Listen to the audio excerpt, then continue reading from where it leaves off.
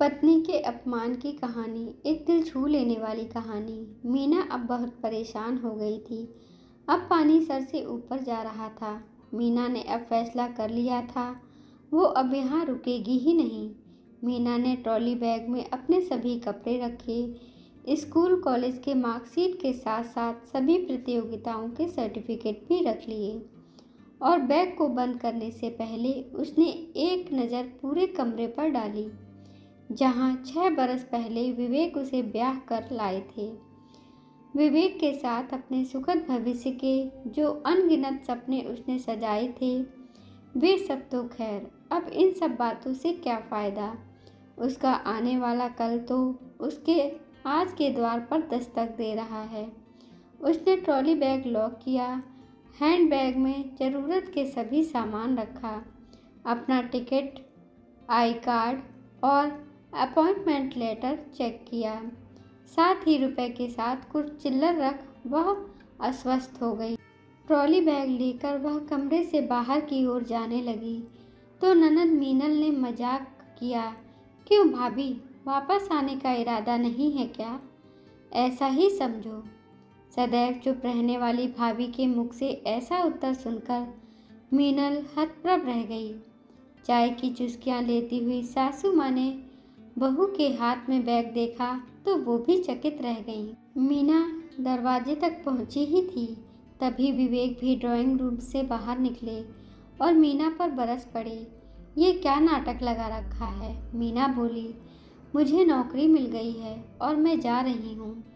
यह सुनकर मीना की सास ठहाका मारकर हंस पड़ी। बोली, तुमको भला कौन नौकरी देगा? मीनल भी अपनी माँ की हाँ में हाँ मिलाते हुए बोली, झाड़ू बर्तन करने के सिवा आपको आता भी क्या है? सुनकर मीना तिलमिला कर रह गई। अपने गुस्से पर काबू करते हुए वह बोली, जब से मैं इस घर में आई हूँ, आप सभी ने मुझे अपने अपने तरीके से अपमानित ही किया है, लेकिन जाने से पहले आप लोगों को आपका आईना जरूर दिखाऊंगी। सबसे पहले मिस मीनल, तुमको जानकारी दे दूं कि मैं इंग्लिश ऑनर्स से बीए और इंग्लिश में ही मैंने पोस्ट ग्रेजुएशन किया है, फिर भी तुम्हारी चाकरी करती रही। मैं अकेली तुम्हारी सहेलियों को चाय नाश्ता परोसती और तुम टांग पसार कर महारानी की तरह आराम फरमाती थी। खुद तो कुछ करती नहीं, मेरे कामों में गलतियां निकाल कर मुझे अपमानित करती रहती थी। मैं अपने अपमान का घूंट पीती रही और तुम प्रसन्न होती रही।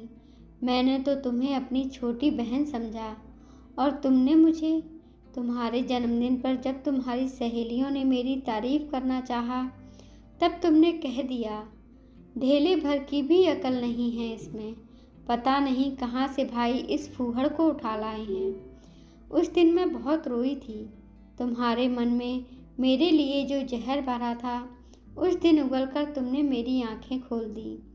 एक लंबी सांस लेकर वह आगे बोली, सासू माँ, आप विवाह से पहले आपने मेरी माँ से कहा था कि जैसे मेरे लिए मीनल है वैसे ही यह भी रहेगी, लेकिन एक घूंघट ना रखने की आज़ादी देकर आपने मुझे उम्र भर के लिए गुलाम बना लिया था। पहले तो मेरे आते ही काम वाली बाई को यह कहकर हटा दिया कि सास बहू मिलकर कर लेंगे, लेकिन एक दिन पैर दर्द का बहाना लेकर जो बिस्तर पर बैठी तो आज तक बैठी ही हैं। कभी खाने में तो कभी सफाई में कमियां निकालना तो जैसे आपकी आदत सी बन गई थी। बाहर तो कभी जाने नहीं दिया, टेलीविज़न देखने बैठती तो कभी आपकी चाय पीने की इच्छा हो जाती तो कभी आपके सुपुत्र को। मैंने तो आपको माँ का दर्जा दिया था और आपने। एक दिन पड़ोस की पूनम आंटी ने जब मेरी प्रशंसा करते हुए कहा, मिसेस शर्मा, बड़ी अच्छी बहू मिली है आपको, तब आपने क्या जवाब दिया था याद है? आपने कहा था, घर से तो 3rd डिवीज़न में 10वीं करके आई थी, मैंने ही इसे बीए कराया और घर गृहस्थी सिखाई। उस वक्त मैं तड़प कर रह गई थी। आपने तो मेरी पहचान, मेरे वजूद को मिटाने में कोई कसर नहीं छोड़ी थी। मैं चाहती तो उस वक्त अपना मुंह खोल सकती थी, लेकिन मेरे संस्कारों ने मेरे मुंह पर ताले लगा दिए थे, परंतु उस दिन के अपमान से मैंने एक सबक सीखा।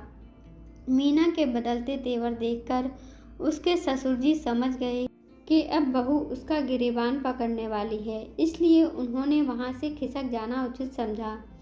तभी मीना ने उन्हें टोक दिया, क्यों ससुर जी, अपनी तारीफ नहीं सुनेंगे? सुनकर उनका हलक सूखने लगा। मीना अपने ससुर की तरफ हाथ से इशारा करते हुए बोली, ये महाशय स्वयं को घर का मुखिया कहते हैं, इनसे अपना शरीर तो संभलता नहीं, चरित्र भी नहीं। कभी पानी मंगवाने के बहाने तो कभी सिर दबाने के बहाने मेरा स्पर्श पाने का हरदम प्रयास करते रहते। सुनकर वहां खड़े तीनों प्राणियों ने उन्हें घूरकर देखा तो वे नजरें चुराने लगे। अब मीना ने विवेक की तरफ देखा, जो यह सोचकर मंद मंद मुस्कुरा रहा था कि मैं तो उसका पति हूँ, मेरी हर गलती को माफ़ करना उसका धर्म है। मीना बोली, जी भर के मुस्कुरा लो विवेक, फिर शायद न मुस्कुरा पाओ। क्या मतलब? क्रोध से चीखते हुए पूछा। तो मीना बोली, बताती हूँ, इतने उतावले क्यों होते हो? तुम्हारी तो एक एक परत खोलनी है मुझे। हाँ तो विवेक, विवाह के बाद मुझे चूल्हे चौके में यह कहकर झोंक दिया कि माँ की तबीयत ठीक नहीं है। ऑफिस की पार्टियों में मुझे यह कहकर नहीं ले जाते कि वहाँ का माहौल अच्छा नहीं है। फिर मेरे सामने मित्रों की पत्नियों की तारीफ करते ताकि मेरा आत्मविश्वास खत्म हो जाए और मैं उम्र भर तुम्हारी दासी बनी रहूं। जब जब बच्चे की बात छेड़ी, तुमने सैलरी कम होने का तो कभी बहन के विवाह का बहाना बनाया। मैंने तुम्हारे हर बहाने, हर झूठ को सिरोधार्य किया और एक दिन टेबल साफ करते समय गलती से तुम्हारी घड़ी क्या गिर गई, तुमने झट से मुझ पर हाथ उठा दिया। वो थप्पड़ मेरे गाल पर नहीं, मेरे दिल पर लगा था और तभी मैंने निश्चय किया कि अपमानित होकर आश्रित रहने से अच्छा है कष्ट सहकर आत्मनिर्भर होना। कहते हुए उसकी आंखें नम हो गईं, लेकिन उसने खुद को संभाला और बोली, उस दिन मैंने तुमसे मिले सभी अपमानों को अपनी ताकत बनाया, अपनी डिग्रियों पर पड़ी धूल को साफ किया और तुमसे ही एंड्रॉयड फ़ोन खरीदवाकर अपनी मंजिल की तरफ पहला कदम बढ़ाया। मैंने टीचर ट्रेनिंग के लिए फॉर्म भर दिया, देर रात पढ़ाई करती और सासू माँ सोचती पति का इंतज़ार कर रही है, कितनी पतिव्रता बहू है मेरी। माँ से मिलने के बहाने करके मैं परीक्षा दे आई। उसी समय शिक्षिका के लिए वैकेंसी देखकर स्कूल में अप्लाई भी कर दिया और इंटरव्यू वाले दिन माँ ने बीमारी का बहाना बनाकर अपने पास बुला लिया था। अब ज्वाइनिंग लेटर मेरे हाथ में है। हाँ हाँ, जाना है तो जाओ, ना रोका किसने है? विवेक की आवाज़ में झुंझलाहट थी। मीना बोली, ऐसे नहीं, ये तलाक के कागजात हैं, इन पर हस्ताक्षर कर दो और अपनी माँ से कहो कि मेरी माँ के दिए सारे जेवर मुझे वापस कर दें। कहते हुए उसने कागजात विवेक की तरफ फेंक दिए। कागजात देखकर विवेक सोचने लगा, मैंने जिसे भीगी बिल्ली समझा था वो तो शेरनी निकली। उसने अपनी माँ की तरफ देखा, जो शायद जेवर नहीं देने के बारे में सोच रही थी।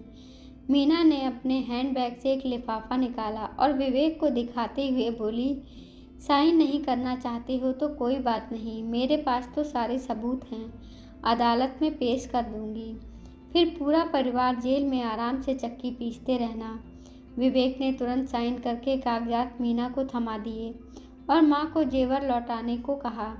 सास ने जेवर देकर मीना से सबूत वाला लिफाफा विवेक को दिया और ट्रॉली बैग लेकर बाहर निकल गई।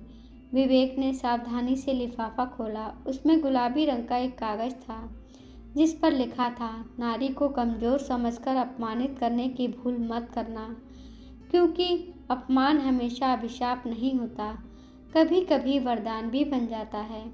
आपको कहानी कैसी लगी कमेंट बॉक्स में ज़रूर बताएं और कृपया हमारे चैनल को लाइक करें, शेयर करें, सब्सक्राइब करें। धन्यवाद।